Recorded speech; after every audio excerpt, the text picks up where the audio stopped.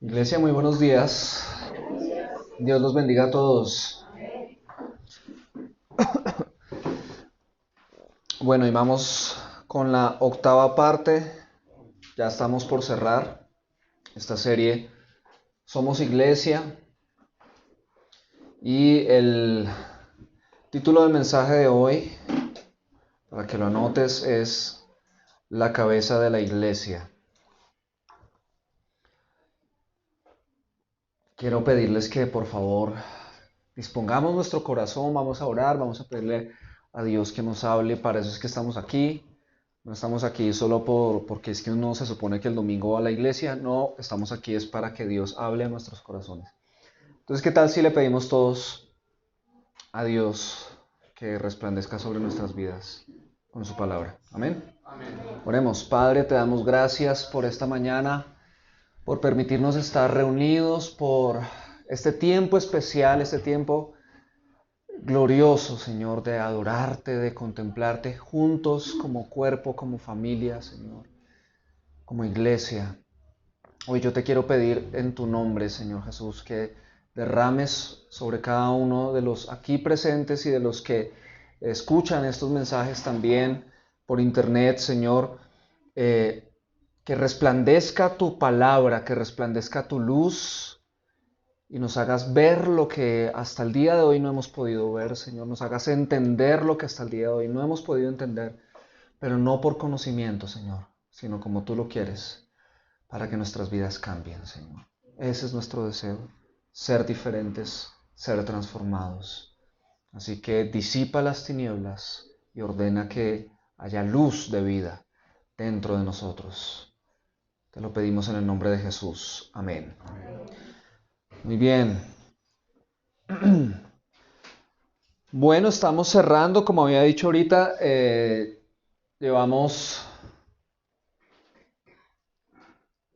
ya hoy 8 mensajes, acabaremos dentro de 8 días y vamos a hacer un breve resumen de cómo se ve este rompecabezas de esta serie Somos Iglesia.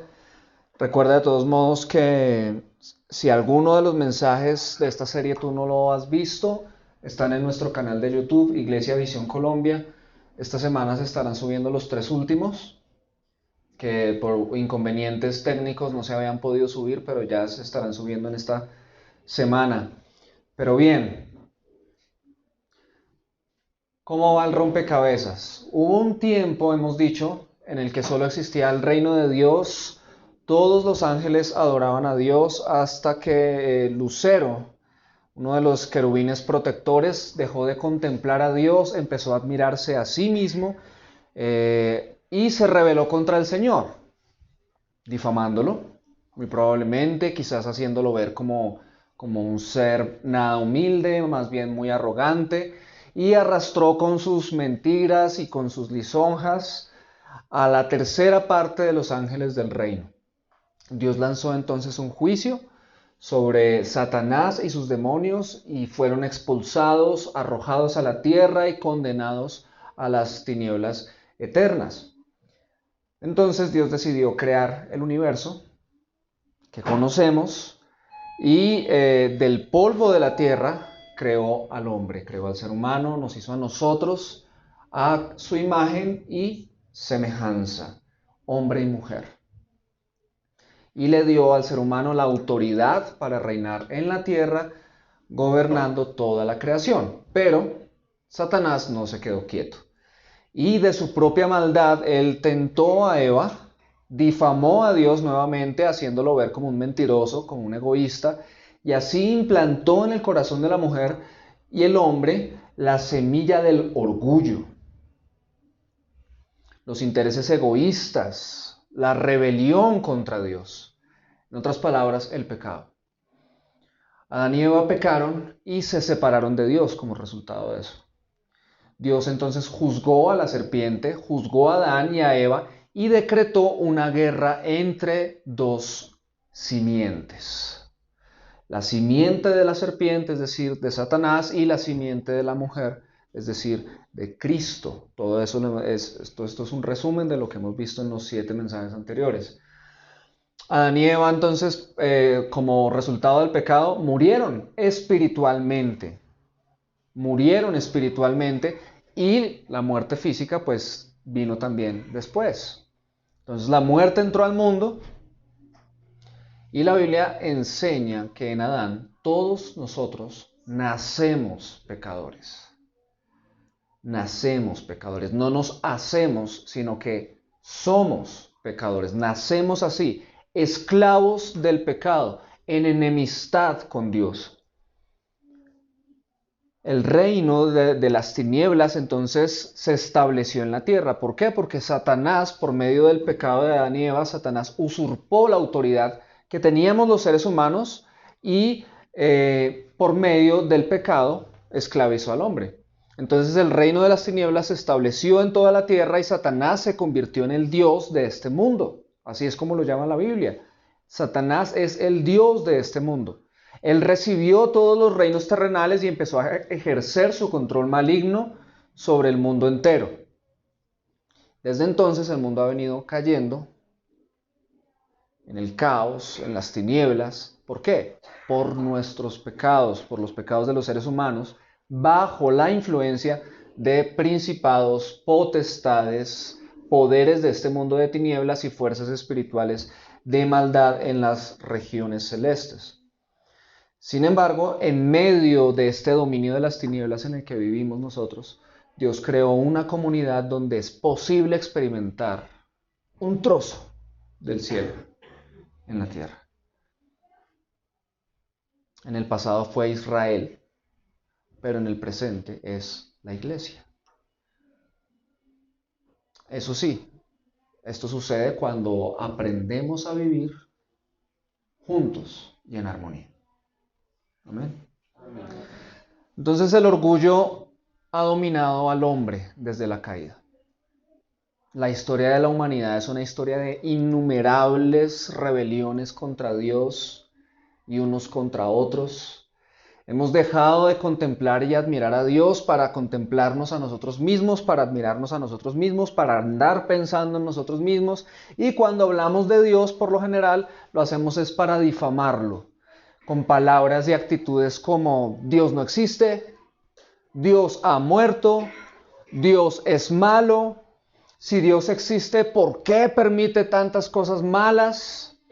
O si no, nos referimos a Él o lo hablamos a Él como Dios, bendice mis planes, Diosito, hazme el milagrito, dame lo que te pido, como si Él fuera el genio de la lámpara, como si Él fuera nuestro sirviente.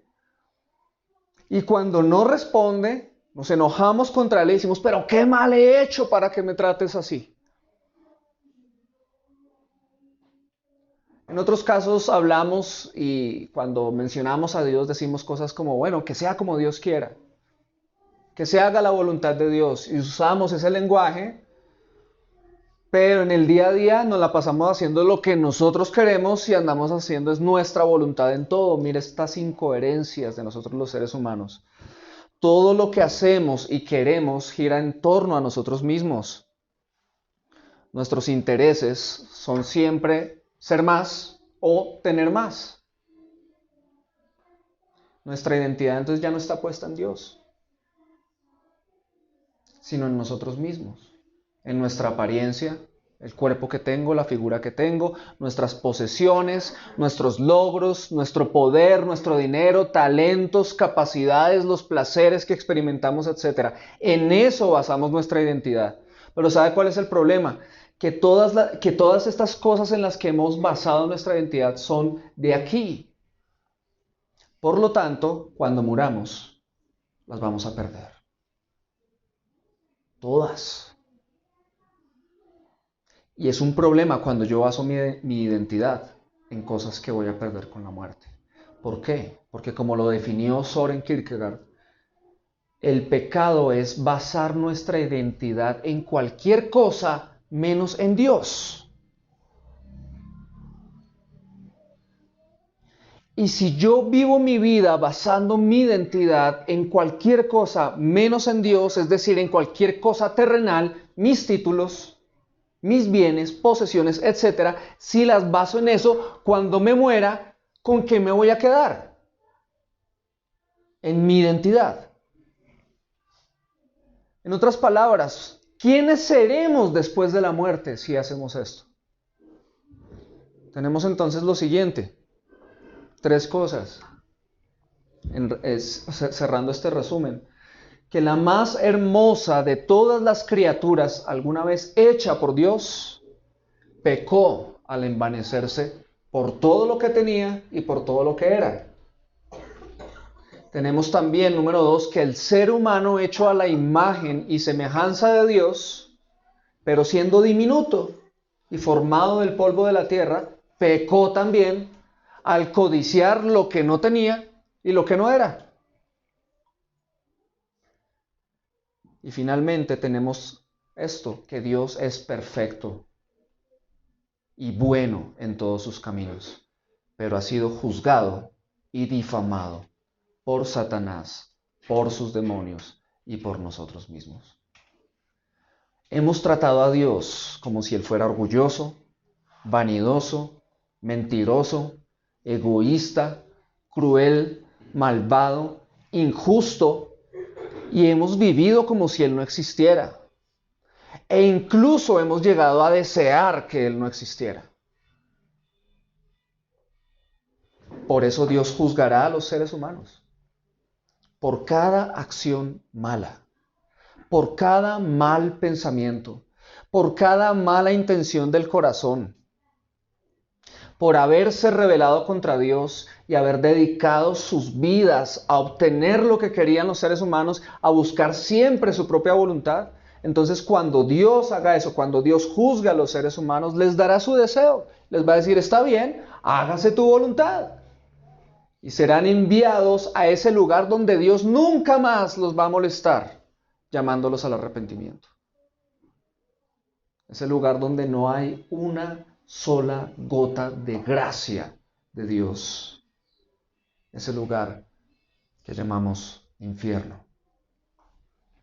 Allí serán condenados y atormentados los seres humanos con Satanás y sus demonios, todos ellos sin un átomo de bondad, sin una partícula de luz, sin una gota de esperanza, día tras día, en completas tinieblas, por los siglos de los siglos, quemados por un fuego que no se apagará, sino que cada vez será más intenso, y no será un fuego físico, ni externo, sino un fuego interno y eterno, nacido en sus propios corazones.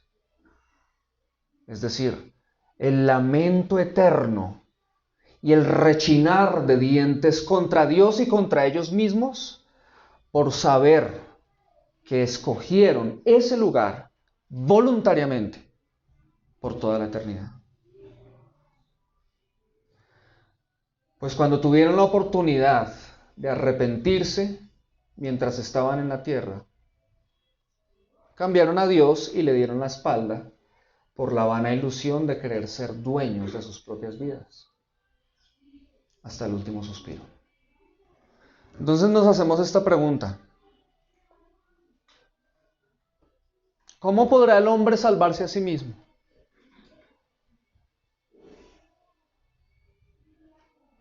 ¿Cómo podrá el hombre salvarse a sí mismo? Hazte esa pregunta. ¿Cómo podrá el hombre salvarse a sí mismo si la imagen y la semejanza de Dios quedó completamente distorsionada por el pecado? Si la simiente de la serpiente fue puesta en su corazón, yo quiero preguntarte, ¿cómo podría presentarse el hombre ante el que todo lo ve y todo lo conoce y aparentar ser justo e inocente? ¿Cómo podría venir el hombre en tinieblas a corregir el veredicto del que es luz eterna? Te pregunto, ¿realmente crees? Y por favor, hazte esta pregunta con seriedad. ¿Realmente crees que Dios absolverá al hombre por haber pertenecido a una religión? Ah, tú eres de esta religión, está bien. ¿Tú crees realmente eso? ¿Tú crees realmente ¿O piensas realmente que con controlar la respiración, con abstenerte de ciertos alimentos, con repetir ciertos rezos o frases positivas, hacer buenas obras, guardar ciertas normas, ritos y tradiciones, se podrán borrar los pecados? ¿Crees que esas cosas podrán destruir la semilla de maldad que Satanás mismo plantó en el corazón de la humanidad, en el Edén? ¿Le será útil al ser humano pararse frente al juez del universo en el día de su juicio y decirle: es que sabes que no me diste evidencias suficientes de tu existencia? Ese fue el problema. ¿Crees que va a ser útil? Por eso es que nos preguntamos esto: ¿cómo podrá el hombre ser salvo a sí mismo? ¿Cómo podrá el hombre salvarse a sí mismo?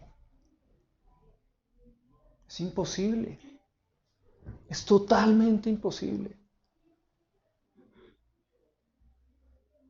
A pesar de que hemos difamado a Dios y le hemos dado la espalda y no podemos salvarnos a nosotros mismos, a pesar de esa situación tan crítica del ser humano, Dios ha decidido demostrarnos quién es Él realmente. Y hoy vamos a ver solo dos de muchísimas cosas que Él ha hecho, pero estas dos van muy en contexto con toda esta serie. Dos cosas que Dios ha hecho para demostrarnos quién es Él realmente. Número uno, Dios nos muestra que Él tenía un plan.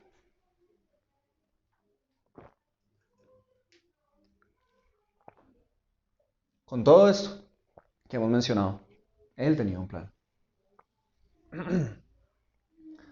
Entonces, demostrado está que Satanás y sus demonios y nosotros los seres humanos hemos buscado nuestra propia gloria, ¿sí o no? ¿O no? Porque somos orgullosos, porque somos arrogantes. Pero ¿sabe qué dice la Biblia? Que Dios también busca su propia gloria. La Biblia dice que Dios todo lo creó para su gloria. Ahora, ¿eso lo hace a Él orgulloso y arrogante? Pensemos en eso. Pensemos en eso. Porque Satanás se ha encargado de difamar a Dios desde el comienzo y nosotros mismos de hablar cosas de Dios que Él no es.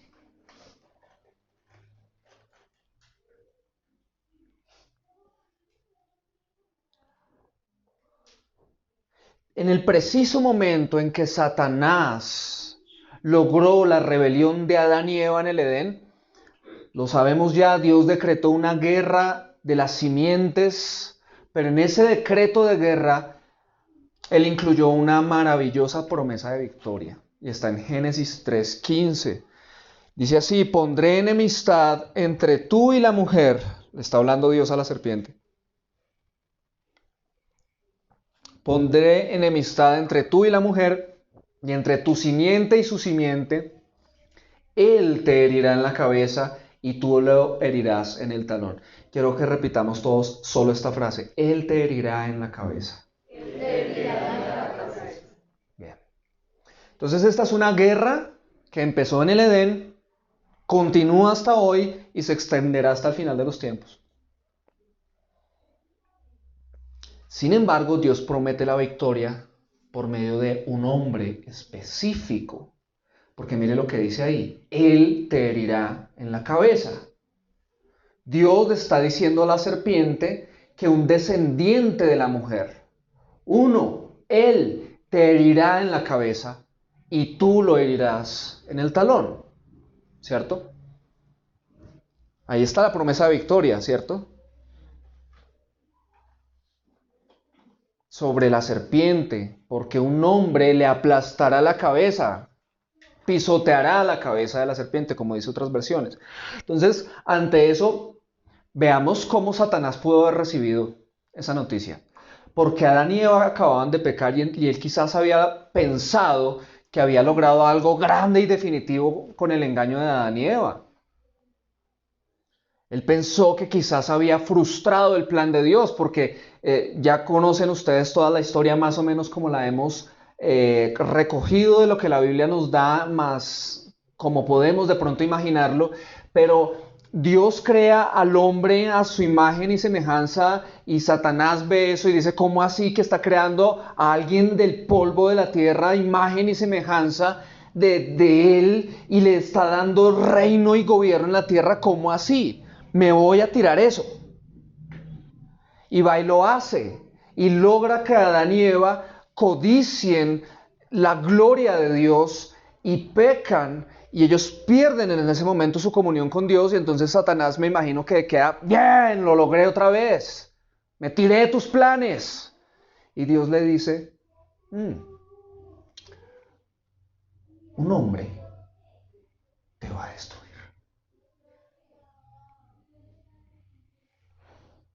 O sea, la victoria que Satanás obtuvo en el Edén fue terrible y grande, pero no fue definitiva. Porque Dios, aunque el pecado entró al mundo, Dios le anunció a Satanás que un hombre lo iba a derrotar.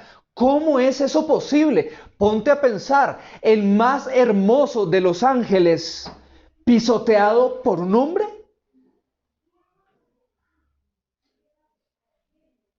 Satanás no entendió nada, me imagino, cuando escuchó eso. Esto no puede ser posible. A mí un hombre no me puede destruir. Pero eso sí, eso fue suficiente para que su odio por los seres humanos creciera aún más. Y desde entonces siempre intentó destruir al hombre, como mínimo, afligir a todos aquellos que él veía que eran elegidos por Dios con una misión especial. Si no cree eso, le hace la historia de Abel, le hace la historia de Noé, de Job, de Abraham, de José, de Moisés, de Sansón, de David, etcétera. El enemigo queriendo acabar siempre con todo ser humano donde Dios pone sus ojos para hacer un buen plan. Y así fue. Satanás buscando, ¿quién es este que Dios dice que me va a destruir? ¿Quién es? Muchos años después, el profeta Isaías dijo, por el poder del Espíritu Santo, que una virgen concebiría y daría a luz un hijo que se llamaría Emmanuel. ¿Qué significa Emmanuel? Dios con nosotros. Eso sí tuvo que haber dejado más frío a Satanás. Dios con nosotros. ¿Qué significa eso?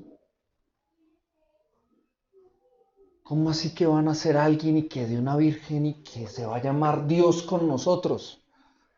Él siempre tuvo que haber estado alerta para ver cuándo nacería ese tal Emmanuel.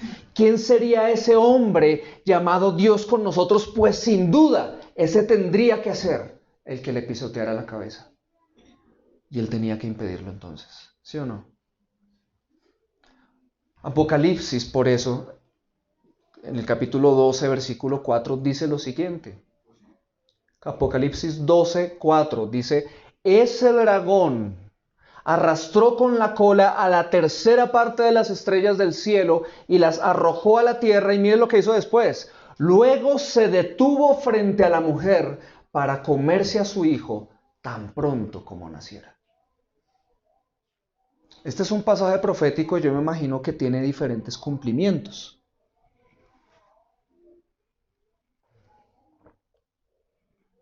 Pero el principal sin duda es la oposición de Satanás al nacimiento de Jesús.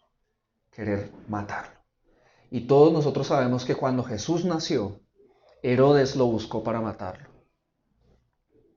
Y ese día murieron muchos niños de 2 años para abajo, en toda Belén y en sus alrededores. Pero Jesús estuvo a salvo, porque Dios lo protegió, porque el Padre lo protegió, porque el Padre tenía una promesa. Mateo 1 del 21 al 25, un ángel estaba hablando con José, porque José iba a abandonar a María, porque él estaba comprometido con ella. Ella era virgen ¿Y cómo así que le salió embarazada? ¿Cierto? Entonces él dijo, no, yo voy a dejar a esta mujer. Lo iba a hacer en secreto para no deshonrarla. Y entonces tiene un sueño y en ese sueño un ángel le dice, alto. Ella está embarazada por obra del Espíritu Santo. ¿Sí?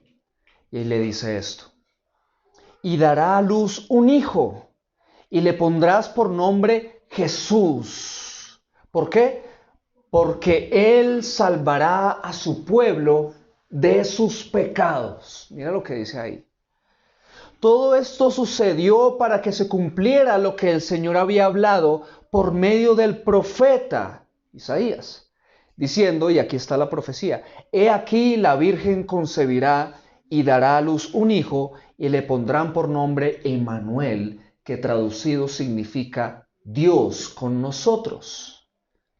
Cuando José despertó del sueño, hizo como el ángel del Señor le había mandado y tomó consigo a María como su mujer y la conservó virgen hasta que dio a luz un hijo y le puso por nombre Jesús. Wow. Uno se puede preguntar, venga, ¿y por qué no le puso Emmanuel? ¿Cierto? Pues es que el ángel le dijo que le pusiera Jesús. Porque Jesús significa Dios salva. El ángel le dijo, ponle Jesús y le da la razón. Porque Él salvará a su pueblo de sus pecados. Pero antiguamente fue profetizado Emmanuel porque nos quedaría decir algo a nosotros. Jesús es Dios con nosotros. Amén. Jesús es Dios con nosotros. Jesús es esa simiente de la mujer que aplastaría la cabeza de la serpiente. ¿Y sabe cómo la aplastaría? Salvando a su pueblo de sus pecados. Y atento a esto, mire lo que está diciendo. No está diciendo salvando a todos los seres humanos de sus pecados. No.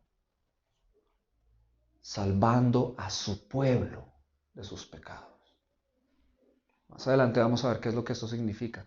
Pero ¿qué es eso de salvarlos de sus pecados? Es liberarlos del yugo, del dominio de la simiente de Satanás, de la semilla de la serpiente. Entonces, sin duda, Dios tenía un plan.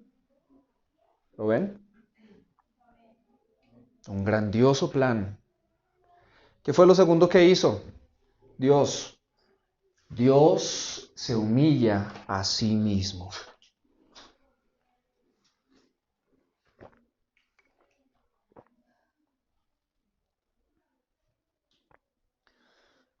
Wow.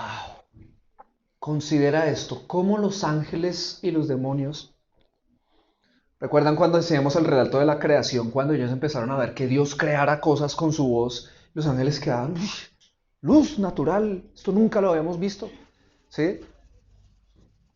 Si quedaron maravillados con eso, imagínense cómo quedarían ellos de boquiabiertos, perplejos, asimilando el hecho de que Dios se hiciera hombre.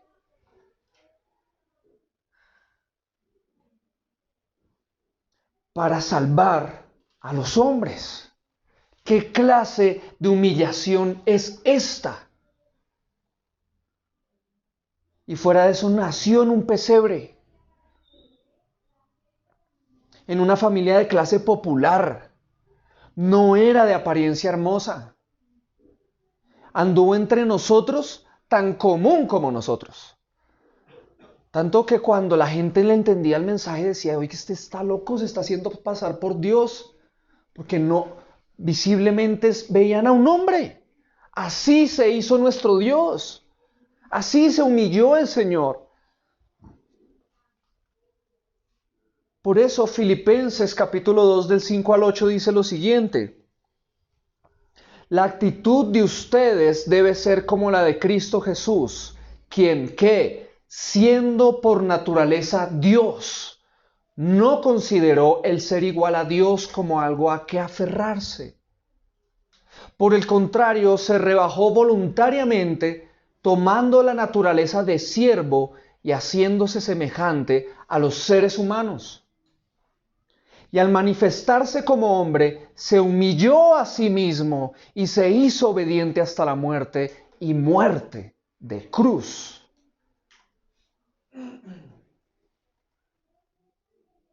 Aquí hay tres cosas tremendísimas, tremendísimas, y yo te quiero pedir que le prestes toda tu atención, toma nota de lo que se te clave en el corazón, medita en esto, porque esto es muy importante.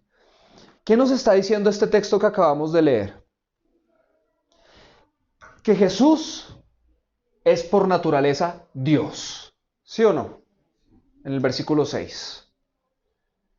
Que Jesús es por naturaleza Dios, pero mire el lenguaje que empieza a usar acá, porque dice la actitud de ustedes debe ser como la de Cristo Jesús. Versículo 6 dice, quien siendo por naturaleza Dios, no consideró el ser igual a Dios como algo a que aferrarse. Esto suena un poquito extraño.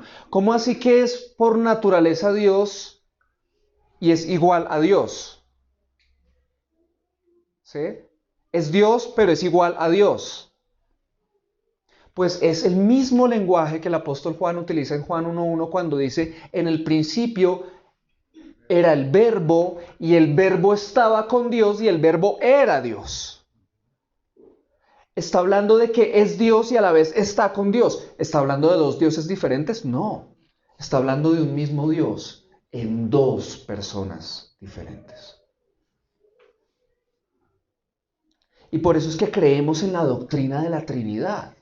Un Dios manifestado en tres personas.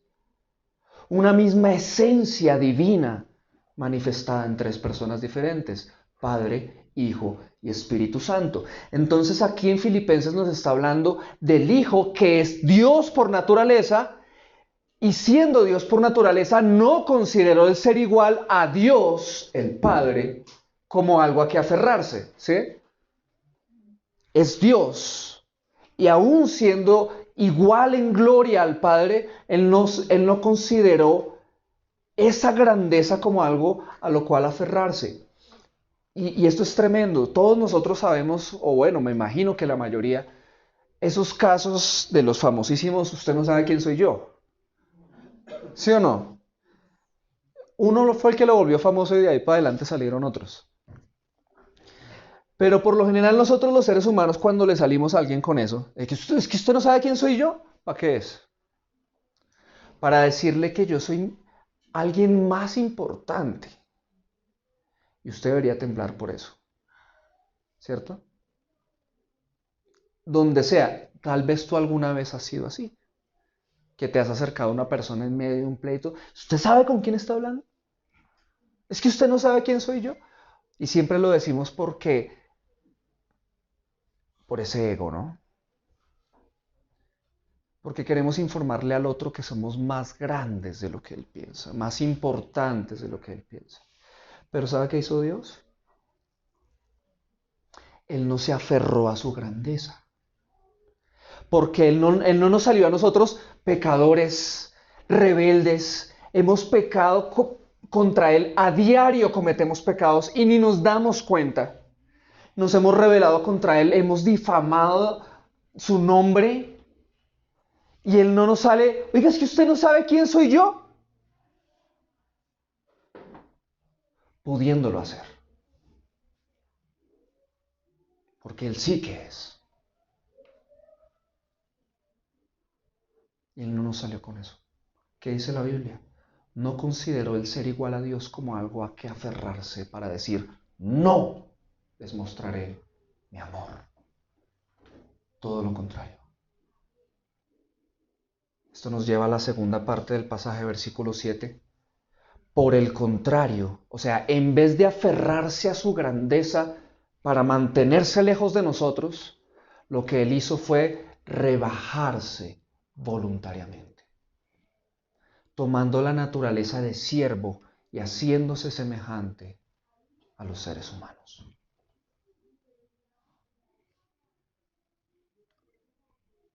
En esta versión, que es la nueva versión internacional, dice que Jesús se rebajó voluntariamente. Pero hay otras versiones que dicen que se vació a sí mismo, ¿sí? Se desocupó a sí mismo, se despojó a sí mismo, como dice otra versión. Se despojó a sí mismo. Otra versión dice que renunció a sus privilegios divinos. Entonces, ¿qué es eso de que se vació a sí mismo? ¿Qué es eso de que se despojó a sí mismo? Como dice esta versión, se rebajó voluntariamente. ¿A qué se refiere? No significa que haya dejado de ser Dios cuando vino a la tierra. No, eso no es posible. Si algo es imposible es que Dios deje de ser Dios.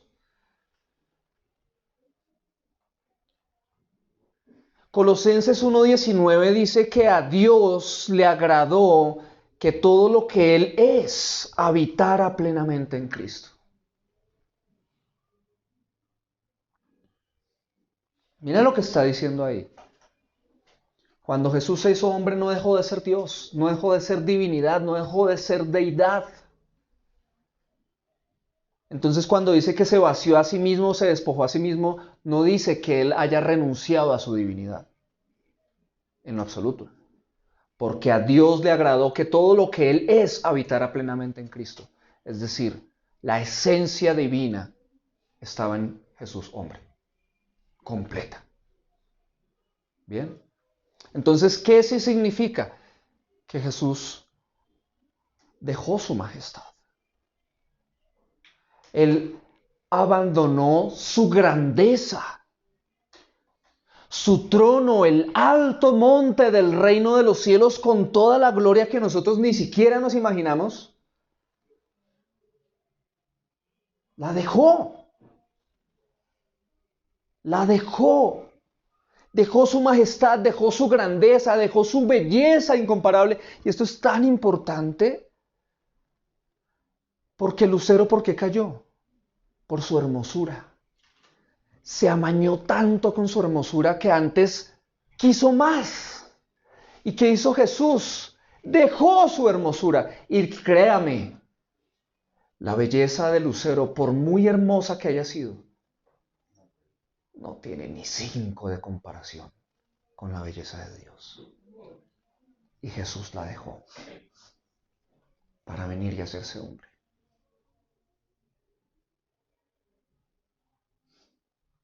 Diminuto, hecho del polvo de la tierra, como tú y yo. Como nosotros somos seres humanos y eso es lo único que vemos, esto como que no lo entendemos, ¿sí? Pero el día que veamos a Dios cara a cara, vamos a saber la humillación tan tremenda que para Él significó hacerse hombre. En su última oración antes de ser traicionado, Jesús dijo lo siguiente, en Juan 17, del 4 al 5. A todo el mundo le he mostrado lo grande y poderoso que eres tú. Aquí está orando Jesús al Padre, obviamente, porque cumplí con todo lo que me ordenaste. Y ahora, Padre, mira atención a esto. Este es como el clic de lo que estamos hablando. Y ahora, Padre, dame el poder y la grandeza que tenía cuando estaba contigo antes de que existiera el mundo. ¿Sí lo ves? Él está a punto de ser traicionado, de entregarse en la cruz por nosotros y está diciendo, Señor, he cumplido mi misión, sé que voy a morir, pero glorifícame así como yo te he glorificado. Y dame otra vez esa gloria que tenía cuando estaba contigo, antes de que todo esto pasara. Qué lindo, ¿no? Ahí está el despojo. ¿Sí? A eso es a lo que se refiere cuando dice que se despojó a sí mismo. Esa gran gloria que él tenía antes de venir. Y en tercer lugar, este pasaje en el versículo 8 nos dice que Jesús se humilló a sí mismo y se hizo obediente hasta la muerte y muerte de cruz. Precioso es Jesús que hizo esto por nosotros. Murió y murió en la cruz. Oiga, ¿y por qué murió en la cruz? La muerte en la cruz fue la mordida en el talón que le dio la serpiente. porque fue vergonzosa, porque fue dura, porque fue dolorosa, porque implicó muchas cosas terribles. Esa fue la mordida en el talón que le dio Satanás. Pero lo que Satanás tal vez se le había olvidado, tal vez no tuvo en cuenta, es que mientras él le estaba mordiendo el talón, él lo iba a pisotear en su cabeza. Como leíamos ahorita en Juan, Jesús dijo, a todo el mundo le he mostrado en el versículo 4, a todo el mundo le he mostrado lo grande y poderoso que eres tú, porque cumplí con todo lo que me ordenaste. Jesús vino a cumplir con todo lo que el Padre le ordenó, y sabe que eso son muchísimas cosas, pero solo mencionaremos dos hoy muy importantes. Número uno, que nos dio a conocer al Padre realmente. Ahí lo acabamos de leer, ¿sí? A todo el mundo le he mostrado lo grande y poderoso que eres tú, porque cumplí con todo lo que me ordenaste. La vida de Jesús es la revelación de Dios el Padre. El carácter de Jesús es la revelación del carácter del Padre. ¿Quieres conocer a Dios el Padre? Solo dos. Hay dos cristianos en esta iglesia, no hay más. Si quieres conocer a Dios el Padre, ¿sabes qué necesitas? Conocer a Jesús. Porque Él vino a eso, a dar a conocer al Padre. Porque nosotros nos la pasamos juzgando al Padre, diciendo que Él esto y lo otro, y Él vino a mostrar quién era realmente Él. Mientras que el usted no sabe quién soy yo de nosotros es, como ya lo hemos mencionado, ir a mostrarle a alguien que yo sí que soy grande, yo sí que he logrado, yo sí que he hecho. El usted no sabe quién soy yo de Dios porque nosotros no sabíamos quién era Él. Él no nos responde con arrogancia. ¿Es que usted no sabe quién soy yo? Él más bien nos dijo esto: ustedes no saben quién soy yo y se los voy a demostrar haciéndome hombre.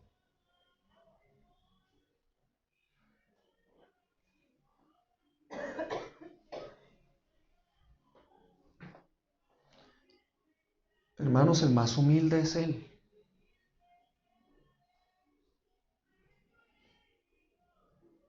Dios es más humilde que yo. Y eso que el pequeño soy yo y el grande es Él. Y Él es más humilde que yo. Iglesia, yo soy arrogante. Aunque Él es Dios y yo soy hombre, el arrogante soy yo.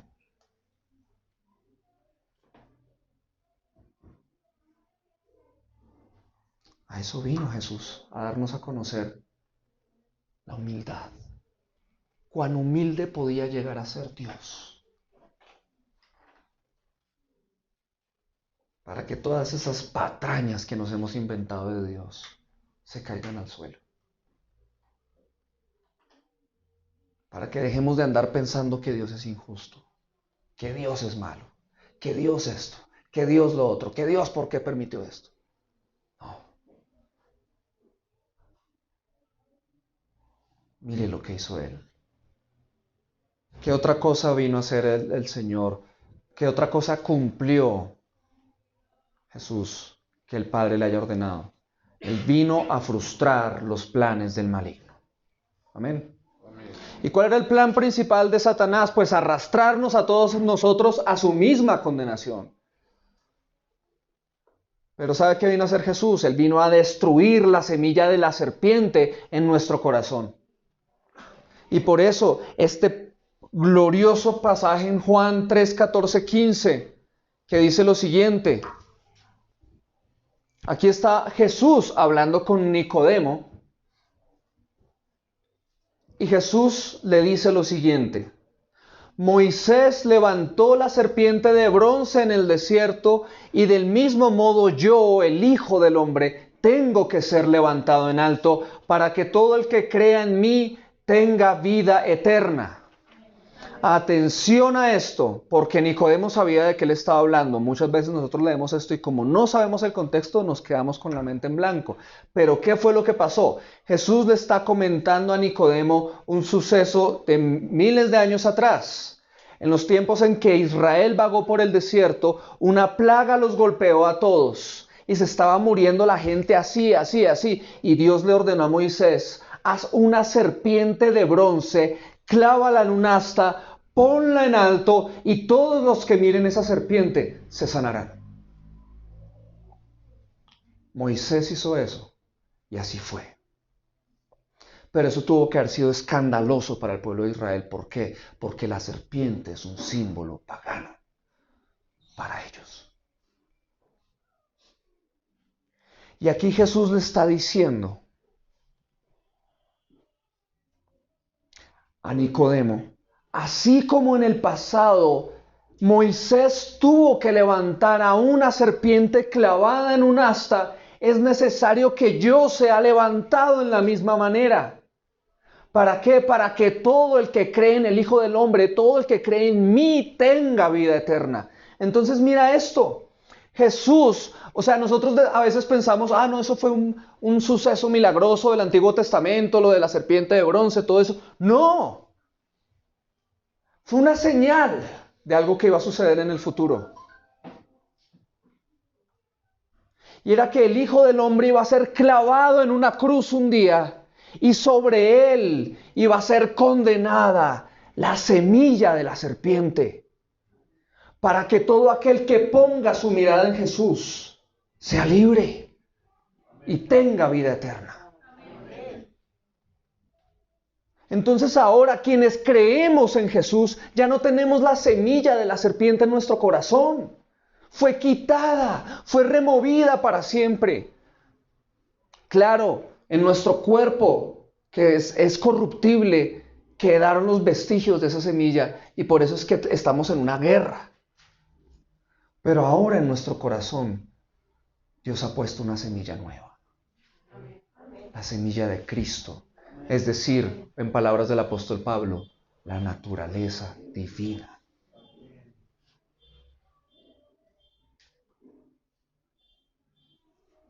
Por eso Romanos 8:3, el apóstol Pablo dice lo siguiente: la ley de Moisés no podía salvarnos, porque nuestra naturaleza pecaminosa es débil, es decir, esa semilla de la serpiente en nuestro cuerpo, ¿cierto? Antes en nuestro corazón. Así que Dios hizo lo que la ley no podía hacer. ¿Qué hizo Dios? Envió a su propio Hijo en un cuerpo como el que tenemos nosotros, pecadores, y en ese cuerpo Dios declaró el fin del dominio que el pecado tenía sobre nosotros mediante la entrega de su Hijo como sacrificio por nuestros pecados. ¿Dónde? En la cruz. La victoria total de Cristo sobre la serpiente. Aplastada su cabeza para siempre. Vencido totalmente.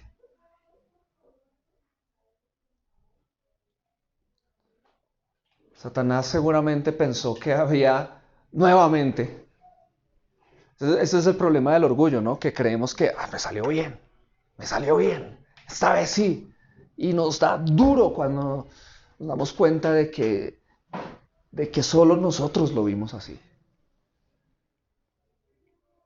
¿Sí o no? ¿Les ha pasado? Yo creo que Satanás pensó una vez más que había vencido cuando logró que mataran a Jesús en la cruz. Lo que no se imaginaba es que con esa muerte él estaba siendo definitivamente derrotado. Y sus planes fueron los que se frustraron. Los de él. Y por eso todos nosotros podemos decir con confianza, como dice Isaías 8:10, lo siguiente, y me gustaría que lo leyéramos todos juntos, a la voz de 3. 1, 2, 3. Tracen un plan, pero será frustrado. Profieran una palabra, pero no permanecerá, porque Dios está con nosotros, Emmanuel. Amén. Amén. Gloria al Señor.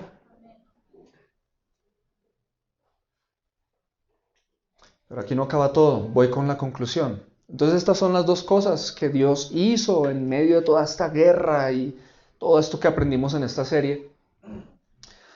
Él, como lo hemos dicho, nos ha mostrado que tenía un plan y nos ha mostrado que se humilló a sí mismo, como ninguno de nosotros se ha humillado.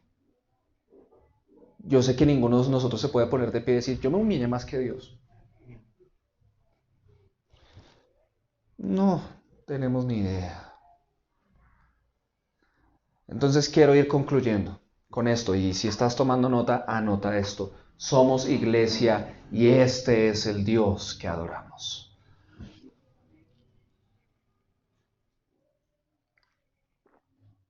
Primera de Timoteo 2:5 dice así: porque hay un solo Dios y también un solo mediador entre Dios y los hombres, Cristo Jesús, hombre. ¿Usted cree que hay más dioses? No, ¿cierto? ¿Está seguro? O sea, solo hay un Dios, sí y sí, punto. Solo hay un Dios. Pues de la misma manera que solo hay un Dios, solo hay un mediador. No hay más. No hay más. Cuando yo creo que hay más, estoy creyendo que lo que Jesús hizo no fue necesario. Pero mire lo que Jesús hizo. ¿Cómo pensar que no fue necesario? Y pues la misma Biblia lo dice. Un solo mediador entre Dios y los hombres. Cristo Jesús, hombre. ¿Sabe qué significa esto? Que entonces nuestra confianza no está puesta en nadie más. Nuestra esperanza no está en nada más. Jesús es nuestra confianza, Jesús es nuestra esperanza, Jesús es nuestra salvación, Jesús es nuestra victoria. Y eso fue lo que entendió el apóstol Simón. ¿Y por qué lo llamo Simón y no Pedro? Porque vamos a entender lo que él entendió, y es precisamente lo que yo estoy también transmitiendo en este momento. Mateo 16, del 16 al 18, Jesús le acababa de preguntar a sus discípulos: ¿ustedes quién piensan o qué creen ustedes? ¿Quién creen ustedes que soy yo? Simón Pedro le respondió: tú eres el Mesías, el Hijo del Dios viviente. Eso es tremendo lo que le está diciendo ahí. Ya vamos a ver por qué. Pero apenas él dice eso, Jesús le responde: Simón, hijo de Jonás, qué afortunado eres, porque no fue un ser humano el que te lo reveló, sino mi Padre que está en el cielo. El Padre le reveló a Pedro ¿qué? Que Jesús es el Mesías, el Hijo del Dios viviente. ¿Sí o no? Y entonces Jesús le dice esto en el 18: también te digo que tú eres Pedro, y construiré mi iglesia sobre esta roca, y las fuerzas de la muerte no la derrotarán. Atención a esto, porque este pasaje ha sido malinterpretado durante muchos años en la historia del cristianismo. En su relación con Jesús, a Pedro le fue revelado Simón originalmente, porque el nombre de él es Simón. Fue Jesús el que después le puso Pedro. Él no se llamaba Pedro originalmente, él se llamaba Simón. En su relación con Jesús, Dios el Padre le reveló quién era Jesús. Dejó de verlo como el carpintero, dejó de verlo como el milagrero, dejó de verlo como el revolucionario, lo que fuera. Él empezó a verlo como el Mesías, el Hijo del Dios viviente. Y para nosotros en nuestra cultura esas palabras todavía no cargan mucho significado, pero para ellos sí que sí. Decir que Jesús era el Mesías es sencillamente esto: decir que Él es el enviado de Dios a la tierra, el único para salvarnos, la única solución, el único remedio, el único antídoto, la única cura, y por lo tanto solo a Él hemos de seguir. Eso significa decir que Jesús es el Mesías. Y no solo eso, sino el Hijo del Dios viviente. Es decir, el ser divino que vino al cielo y se encarnó para liberarnos. Eso no se puede decir de nadie más, hermanos. De nadie más. Y por eso es que Jesús lo ve y dice, esto no te lo enseñaron por ahí en la sinagoga, en la escuelita de no sé qué. No. Esto te lo reveló mi Padre. Y por habértelo revelado, esto que te ha revelado, esta verdad que te ha revelado, atención, es una roca. Y sobre esta roca edificaré mi iglesia. Y como un deseo de honrarlo, lo llama a él roca. ¿Sí? Por eso le dice, también te digo que tú eres Pedro. Pedro significa piedra. ¿Sí? Ustedes van a leer en las traducciones, algunos utilizan la palabra roca, otros utilizan la palabra piedra, pero lo que le está diciendo es, por ser tú el primero a quien se le ha revelado esta gran verdad, te doy el nombre de roca porque sobre esta roca edificaré mi iglesia. No quiere decir, y no tenemos modo de interpretar, no es correcto interpretar que lo que está diciendo Jesús aquí es que la iglesia va a ser edificada sobre Pedro. No, una iglesia no se edifica sobre una persona, la única persona sobre la cual nosotros estamos edificados es Cristo. Lo que está queriendo decir es que la iglesia está edificada sobre la verdad que Pedro dijo. ¿Cuál? Que Jesús es el Mesías, el Hijo del Dios viviente. Una verdad en la cual nosotros nos paramos firmes. Y esa verdad no existe en otro lado.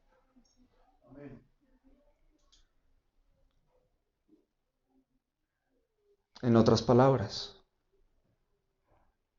aquí Jesús anuncia algo. Y es el inicio de una nueva comunidad. Que Él la va a edificar. No es inventada por hombres.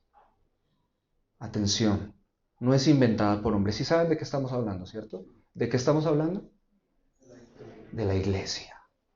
No es inventada por hombres. Es Jesús el que la construye. Y la construye sobre esta verdad. Jesús es el Mesías, el Hijo del Dios viviente. Doctrina fundamental de la iglesia. Aquí nace la iglesia. Y está fundamentada en esa gloriosa revelación, hermanos. Esto significa que Jesús es el único digno de ser seguido y escuchado, el único al cual debemos orar, al único al cual debemos venerar, el único al cual debemos adorar, y los que reciben esta revelación son transformados por esa verdad. No es algo que se enseña, yo ahorita lo estoy enseñando, pero eso no produce nada, hermanos. A menos que el Dios, el Espíritu Santo en este momento se lo esté revelando a su corazón y usted empieza a ver a Jesús más glorioso y digan, no tiene sentido. No tiene sentido que yo dedique mi vida a seguir otra cosa. Que Buda, que Confucio, que no sé quién, que si sé más, que mi profesión, que mis ganas, que mis deseos. Jesús. Le voy a dar mi vida a Jesús. Porque Él es el Mesías. Porque Él es el Hijo del Dios viviente. Y si es el Hijo del Dios viviente, todo lo que le dijo es cierto. Y si todo lo que Él dijo es cierto, yo no puedo seguir siendo el mismo. Punto. No puedo. Eso me tiene que mover. Me tiene que mover. Si no, es solo aquí. Religión.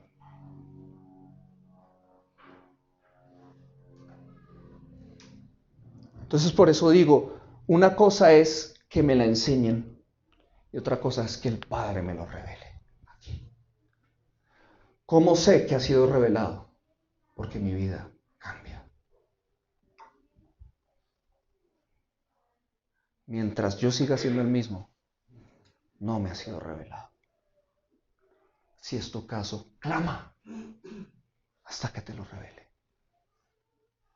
Clama a Dios hasta que te lo revele. Pídele que resplandezca en tu vida. Entonces los que reciben esta revelación son transformados por esta verdad. Y cuando son transformados por esta verdad, ¿sabe qué hacen? Se empiezan a reunir. Y cuando se reúnen empiezan a adorar a ese Dios, a ese Jesús. Y se unen como un solo cuerpo. ¿Y sabe cómo se llaman? Iglesia. Y Cristo es su cabeza.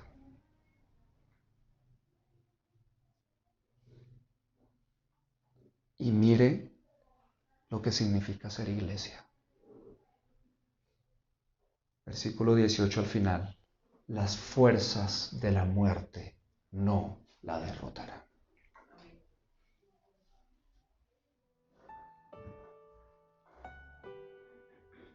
Mire, quitémonos de la cabeza el engaño de que todos los seres humanos cuando nos moramos vamos a ir al cielo. Eso no es así. Quitémonos de la cabeza el engaño de que todas las religiones conducen a Dios, porque eso no es así. Entendamos algo, solo en Cristo hay salvación, solo en Cristo hay vida eterna. Y entendamos esto, si yo realmente creo en Cristo, me convierto en miembro de la iglesia. Porque es solo la iglesia la que tiene victoria sobre la muerte. Victoria sobre la muerte no existe en otro lado. No existe en una religión. No existe en una filosofía. No existe en ningún lado, sino en la iglesia. Y cuando hablo de iglesia no estoy hablando de la Iglesia Visión Colombia, como si no, somos solo nosotros y allá los demás se van a ir para el infierno. No, la iglesia del Señor en todo el mundo. La iglesia de Cristo es la que tiene victoria sobre la muerte. ¿Por qué? Porque Jesús vino a salvar ¿a quién? A su pueblo de sus pecados. El pueblo de Dios es la iglesia. Quiero cerrar entonces con este texto y les quiero pedir, si quieres anotar la cita, es Colosenses 1 del 15 al 23, pero quiero que escuches este pasaje con ganas de adorar a Dios, porque ahorita lo vamos a adorar, vamos a recibir la Santa Cena y vamos a adorar a Dios y vamos a darle gracias. Y quiero que leas esto en pantalla mientras escuchas mi voz. Esta es la palabra de Dios. Y que la luz te llene el corazón en la medida que escuchas. Mira lo que dice esto. Nadie puede ver a Dios, pero Cristo es Dios en forma visible. Él existe desde antes de la creación y es supremo Señor de toda ella.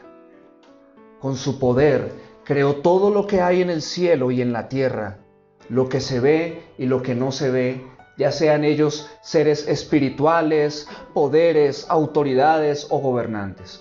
Todo ha sido creado por Él y para Él. Cristo existió antes que todas las cosas y todo el universo sigue su curso gracias a Él. Cristo es la cabeza de la iglesia, que es su cuerpo. Él dio comienzo a todo y fue el primero en resucitar de la muerte. Entonces Él es el más importante en todo sentido. A Dios le agradó que todo lo que Él es habitara plenamente en Cristo. Y con gusto decidió reconciliar consigo todas las cosas, tanto las que están en el cielo como las que están en la tierra. Dios hizo las paces con nosotros a través de la sangre que Cristo derramó en la cruz. Antes ustedes, Visión Colombia, estaban alejados de Dios. Y su manera de pensar los hacía enemigos de Dios. ¿Por qué? Porque practicaban la maldad.